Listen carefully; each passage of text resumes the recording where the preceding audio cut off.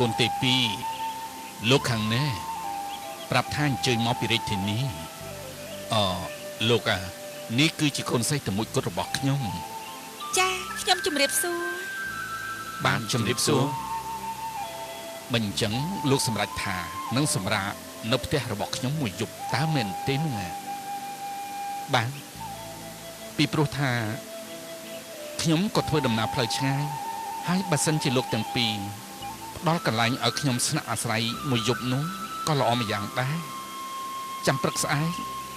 ខ្ញុំនឹងបន្តដំណើរទៅមុខទៀតបើអញ្ចឹងណាទី2កូនឆាប់រៀបចំបន្ទប់មួយទុកជូនលោកខាងនេះផងណាចាម៉ែ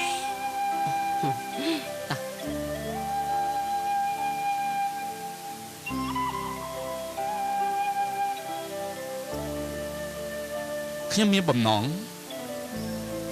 ចង់ចុះមកតាមជនបទជាយូរមកហើយក៏ប៉ុន្តែចេះតែរវល់ពេកទៅបានជាគ្មានឱកាសនឹងបានដើរមើលស្រុកទេសដូចជាពេលនេះណែកាប់ពិតទៅលោកប្រាប់ខ្ញុំថាលោកក៏ជាអ្នកបម្រើព្រះរាជាមួយរូបដែរដូច្នេះតើលោកមានឋានៈនិងទួនាទីអ្វីឲ្យច្បាស់ដែរទៅនោះបានកាលពីមនុស្សមែនតែឥឡូវនេះខ្ញុំឈប់ហើយទើបបានជាខ្ញុំនេះមានឱកាសធ្វើដំណើរចុះមកកំសាន្តនៅតាមជនបទតែមិនអីទេបើសិនជាលោកទាំងពីរមិនទុកចិត្តខ្ញុំនោះខ្ញុំទៅសុំផ្ទះអ្នកស្រុកផ្សេងទៀតស្នាក់នៅក៏បានដែរណែមិនអីទេណាគ្រាន់តែទទួលបាយលោកមួយពេលរួចផ្ដល់កន្លែងឲ្យស្នាក់នៅមួយយប់នោះខ្ញុំនិងប្រពន្ធខ្ញុំនោះគ្មានចិត្តចង្អៀតចង្អល់ទេមកសុំជើញសុំជើញ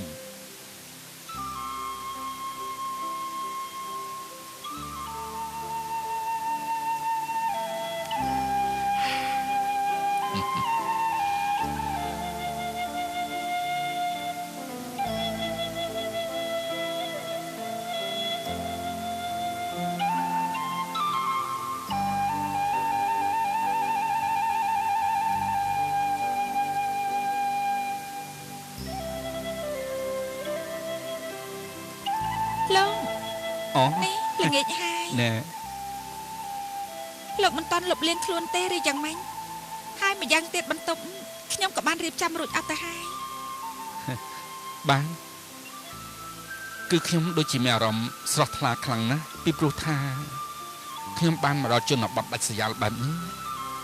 ហើយបានជួបនឹងមនុស្សប្លែកៗមកជាច្រើននៅនាងទី2ខ្ញុំមិនមែនចេះតែបញ្ចូលទេណាអ្នកនាងពិតជាមានលក្ខណៈសម្បត្តិគួរឲ្យស្រឡាញ់ខ្លាំងណាស់នាងខ្ញុំអាចសួរអ្វីម្យ៉ាងបានដែរឬអត់ចាលោកនឹងចេញសួរម្ចាស់រួចចុះអ្នកនាងចង់ធ្វើដំណើរទៅលេងនៅរាជធានីដែរឬអត់ចាតាំងពីទៅមកដល់ប៉ុណ្ណេះខ្ញុំមិនដែលធ្លាប់ប្រាថ្នាចង់ស្គាល់រាជធានីម្ដងណានោះទេហើយចាស់លោកសួរខ្ញុំធ្វើអីទេនេះខ្ញុំយល់ថាអ្នកនាងគួរតែជានារីម្នាក់ដែលមានសំណាងបំផុតនៅក្នុងលោកយើងនេះតែមិនគួរណាអ្នកនាងមកលាក់ខ្លួនពួកអាត្មានៅជនបទបែបនេះទេលោកចង់និយាយពីអ្វីហ្នឹងខ្ញុំមិនយល់សោះហើយនេះអ្នកនាងទី2ខ្ញុំចង់និយាយថាបានអ្នកនាងទៅនៅរាជធានីវិញនោះអ្នកនាងប្រកាសជានឹងបានជួបវាសនាល្អជាងនេះវាសនាល្អយ៉ាងមិនដែរទេព្រោះសប្តាហ៍ថ្ងៃនេះពុកម៉ែរបស់ខ្ញុំគាត់ក៏មិនមែនជាអ្នកខ្សត់ខ្សោយឯណាខ្ញុំចង់បានអ្វីក៏បានដែរក៏ប៉ុន្តែក៏នៅមានអ្នកមានបុណ្យមានវាសនាខ្ពង់ខ្ពស់ជាងឪពុកម្ដាយរបស់អ្នកនាងដែរ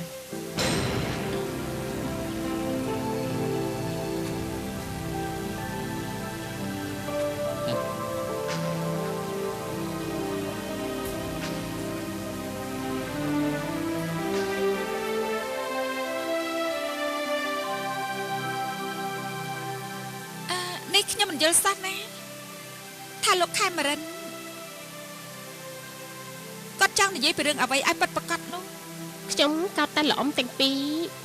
គាត់ទុកចិត្តឲ្យមនុស្សពីរនាក់នោះមកស្នាក់នៅផ្ទះរបស់យើងទៅកើតគេគ្រាន់តែប្រាប់ថាមកពីរាជធានីតែមិនប្រកាសថាគេនិយាយពិតប្រាកដនោះទេ អើយបានហើយបុប្ផាយប់នេះមិនត្រូវទៅណាចោលខ្ញុំទេណាបុប្ផាឯងណាត្រូវតែមកសម្រាប់នៅបន្ទប់របស់ខ្ញុំ តែខ្ញុំមិនហ៊ានទេអ្នកនាង តែខ្ញុំអនុញ្ញាតឲ្យតែហើយ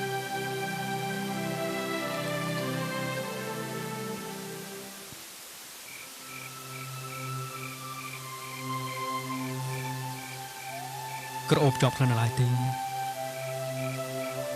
តានាងជាកូនចាស់ណាស់ឯតាទើបបានចិត្តល្អម្ល៉េះហើយតាពេលណាទើបខ្ញុំបានជុំនាងម្ដងទៀតទៅម្យ៉ាងទៀតនាងក៏មិនជាកូនអ្នកក្រដែរ កូនសែងមួយនេះខ្ញុំរក្សាទុកក្រោយលើថ្ងៃណាមួយនោះនិស័យនឹងនាំឲ្យពួកយើងបានជួបគ្នាម្ដងទៀត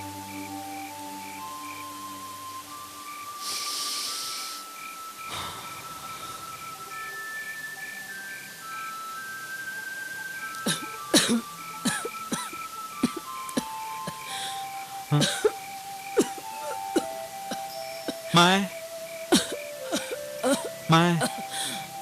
ម៉ែមិនអីទេមែនទេ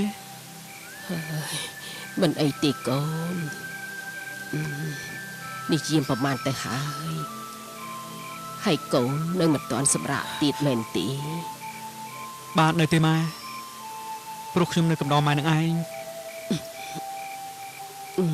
នៅអង្គុយចាំកំដរម៉ែធ្វើអីទៅសម្រាប់ចុះណាកូន ម៉ែនេះម៉ែយល់យ៉ាងម៉េចដែរចំពោះអ្វីដែលកូននិយាយពីថ្ងៃនោះ បើតាមម៉ែគិតគឺបានសេចក្តីថាកូនមិនត្រូវទៅទីកន្លែងនោះម្ដងទៀតទេពីព្រោះថានៅទីនោះប្រកាសជាមានអ្នកសច្ចាំងបងបត់គេនៅថែរក្សាតំបន់នោះដូច្នេះកូនមិនគួរណាចូលទៅប្រឡូកប្រឡាក់នៅទីឋានដ៏ស្ងាត់ជ្ងំរបស់គេទេ តែខ្ញុំស្ដាយណាស់បើគិតឲ្យសពគ្រប់ទៅផ្កាឈូកដែលកូនរើសបាននោះប្រកាសជាមានអត្ថកម្បាំងអ្វីម្យ៉ាងហើយខ្ញុំចង់បានផ្កាឈូកទាំងអស់នោះម្ដងទៀតក៏ប៉ុន្តែខ្ញុំក៏លែងបានជួប មិនអីទេណាកូនបើសិនជាយើងទាំងពីរនាក់មាននិស្ស័យជាមួយនឹងអ្នកសច្ចាំងនោះថ្ងៃណាមួយយើងនឹងបានជួបនៅរបស់ផ្សេងទៀតមិនខានទេបានហើយកូនចូលទៅសម្រាប់ទៅ បាទម៉ែ